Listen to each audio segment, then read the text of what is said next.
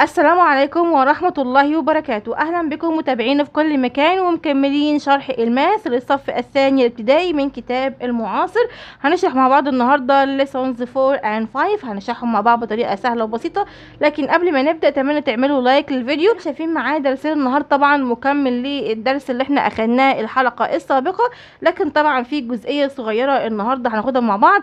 فالجزئية دي احنا هنفهمها من خلال الاكسرسايز. فهنبدأ مع بعض على طول بحل الاكسرسايز نمبر 2، ومن خلال عندنا الحل هنفهم الدرس بتاع النهارده. تمام، تعالوا معايا. بيقول read the table shade in the graph to show the same data. بيقول اقرأ الجدول ده اللي قصادكم وبعدين نظلل في الجراف اللي هو الجدول او الرسم البياني ده to show the same data علشان توضح نفس البيانات. ده عندنا شايفين معايا ده التيبل اللي معايا هنا بعنوان favorite activity، يعني النشاط المفضل. فجايب هنا type وجايب النمبر. فالطيب عندنا art، عندنا art اللي هو الرسم، وسبورتس الرياضات، وعندنا ميوزك الموسيقى، وريدنج القراءة. والنمبر شايفين معايا قد ايه. تعالوا هنا نشوف مع بعض الجراف ده. هنا جايب number of people زي ما اخدنا الحلقة السابقة. هنا بيتكلم عن ده عندنا التايتل بعنوان favorite activity النشاط المفضل، number of people هنا، وعندنا هنا type of activity. تعالوا اول حاجة هنبدأ نحل التيبل ده. عندنا هنا art الرسم عندنا كام؟ هنا 4. يبقى زي ما اخدنا الحلقة السابقة هبدأ اعمل color لقد ايه؟ ل 4، 1 2 هنا 3 وهنا 4. ممكن اعمل كاونت وممكن ان انا ابدا خلاص اعلم لحد هنا وابدا اعمل كلر او شيد للباقي. عندنا هنا سبورتس كام؟ 7. يبقى 1 2 3 4 5 6 7، يبقى لحد هنا اهو، وابدا اعمل كلر لكل الجزئيه دي. تمام. طيب بعد كده في ميوزك 5، يبقى فين عندنا لحد هنا، وابدا اعمل كده كلر لحد هنا. سهل مفيش اي حاجه. عندنا reading يبقى عد 1 2 3، او ممكن خلاص انا عارفه ان لحد هنا ببدا اعمل كده الكلر. طبعا كل طفل بيلون بالالوان اللي بيحبها لحد عندنا الاخر. تمام. بعد كده هنا بيقول use the graph to answer the questions، يعني استخدم الجراف ده علشان تجاوب على الأسئلة. وهو ده يعتبر الجزء بتاع الدرس بتاع النهاردة، انه بيدينا أسئلة على الجزء الخاص بالجراف، وابدأ ان انا اجاوب على الأسئلة. فهنا اول سؤال بيقول which، دي أداة استفهام بمعنى اي او ايهما. activity النشاط is the most favorite. هنا عندنا كلمة the most، طبعا المفروض الطفل يكون حافظ المصطلحات دي. عندنا هنا the most معناها الأكثر، هنا عندنا the fewest معناها الأقل، ممكن كمان يقول لي the least برضو معناها الأقل. تمام. فممكن يقول لي fewest وممكن يقول لي least، ده حرف التي. تمام، معناها برضو الأقل. يبقى the most معناها الأكثر أو the biggest أو the greatest، كل الحاجات دي معناها الأكبر أو الأكثر. وthe fewest أو عندنا the least معناها الأقل. تمام.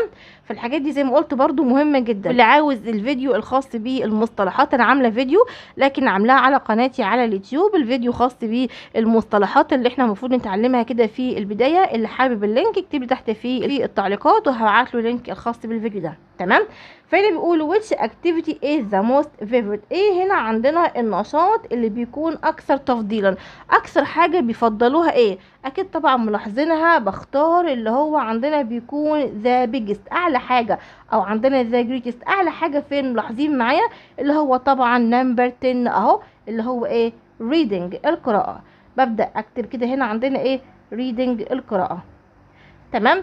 طيب بيقول هنا which activity اي نشاط is the fewest اقل حاجة هنا فين.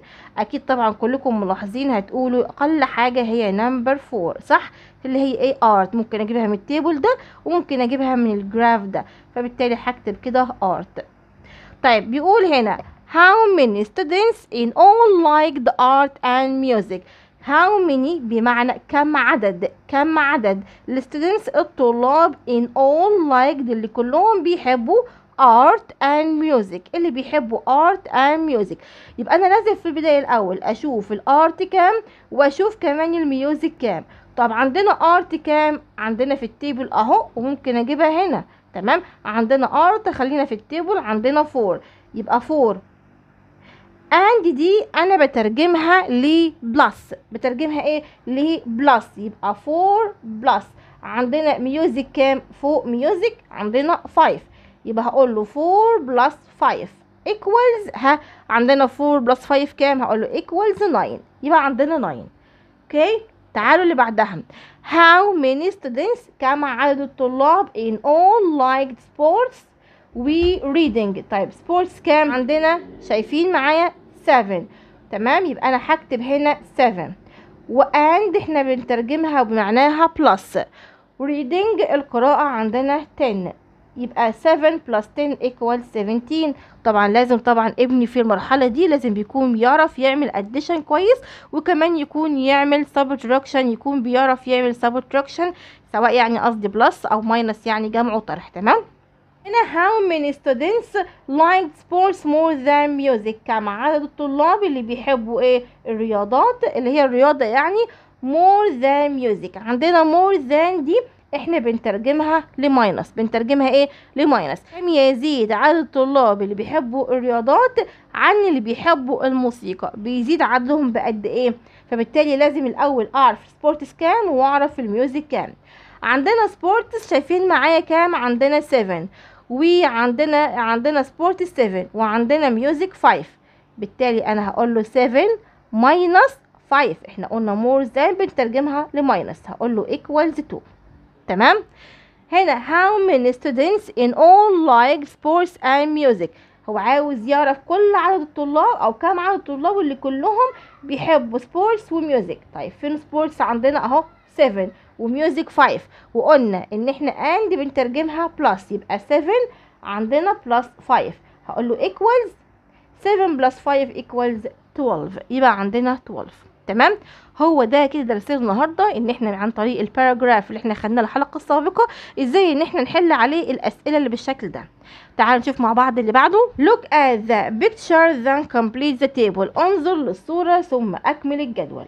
هنا عندنا شايفين جايب ماربلز كولرز، جايب كده الالوان بتاعت البلي، وعاوزنا ان احنا نعمل لهم كاونت نعدهم. فهنا عاوز اللون باللون ريد، اللون الاحمر. كام؟ تعالوا نبدا نعمل كاونت. 1 2 3 4 5 6 7. يبقى هنا عندنا 7. طيب اللونهم بلو، تعالوا نعمل كاونت. 1 هنا 2 3 4 5 6 7 8 9 10. يبقى هكتب هنا 10. واللون اليالو تعالوا نبدأ نعمل 1 2 3 4 5. يبقى هكتب 5. واللون الجرين يلا نشوف مع بعض 1 2 3. يبقى بس عندنا 3. اما اللون البينك نبدأ نعمل لهم كاونت 1 2 3 4 5 6 7 8. يبقى عندنا 8. تمام. تعالوا هنا from the table color the paragraph. من الجدول ده عاوزين نعمل ايه؟ color، نلون الباراجراف. فبالتالي عندنا ده التيبل او الباراجراف بتاعي، ونبدأ نعمل color. هنا اللون الريد لو لاحظنا من فوق خالص طلعنا لفوق هنلاقيه 7. يبقى انا هعمل color لكام؟ ل7. يبقى هعمل ده كله كده ايه؟ color. طبعا انا مش عاوزه ان انا اتقل في اللون علشان انا بعد كده بمسح الالوان دي القلم الرصاص وابدا اشتغل واشرح تاني من جديد.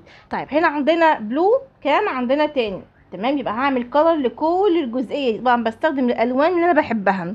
اليالو بعد كده عندنا 5. يبقى كام؟ هنعمل لحد نمبر 5 هنا وابدا اعمل كلر لكل الجزئيه دي. عندنا جرين 3. يبقى لحد هنا. وعندنا بينك كام؟ 8. يبقى لحد فين؟ لحد هنا كده، وهعمل كلر لكل الجزئيه دي. تمام. تعالوا نيجي نحل مع بعض الاسئله. فهنا بيقول use the previous paragraph to complete the sentences from A to D. استخدم الباراجراف السابق عشان تكمل الجمل دي. the color of the most marble is، يعني اكثر لون بيكون ايه في الماربلز؟ تعالوا نشوف مع بعض اكثر لون وهو ايه؟ لون بلو. يبقى انا بالتالي هكتب هنا بلو. تمام. يبقى احط هنا كده بلو. the color of the least، قلنا least معناها اقل حاجه في الماربل. لو شفنا كده هنلاقيه اللون الجرين، فبالتالي هكتب هنا جرين لانه 3. the number of yellow marbles، عدد اللي بيقول اللون اليالو كام؟ اليالو لو جينا كده البيج اللي قبلها هنلاقيه 5 اللي هو اليالو. the number of pink marbles، عدد البينك هقول 8. تمام. how many red and yellow marbles are there؟ كم عدد الأحمر البلي الأحمر والأصفر اللي موجودين؟ عندنا اللون الريد كام؟ قلنا 7 صح؟ وقلنا اليلو عندنا 5، يبقى هقول له 7 plus 5 equals 12. how many blue and green؟ قلنا اللون البلو قلنا 10 plus green قلنا كام؟ قلنا 3، يبقى 10 plus 3 equals 13. تمام.